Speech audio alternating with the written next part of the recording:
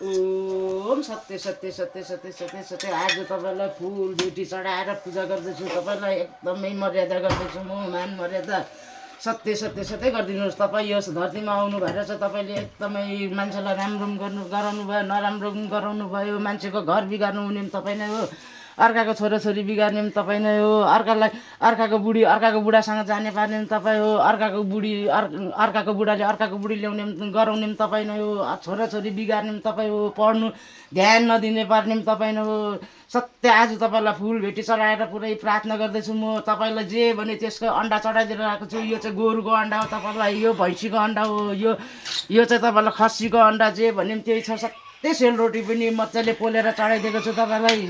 एकदमै तपाईँले सुरक्षा गरिदिनु, देश दुनियाँ बिगार्नु हुने पनि तपाईँ हो। तपाईँलाई एकदमै धन्यवाद छ भन्दै आज म तपाईँलाई पूजापाठ गरेर चाहिँ फुल भेटी चढाउँदैछु। सत्य सत्य सत्य सत्य सत्य।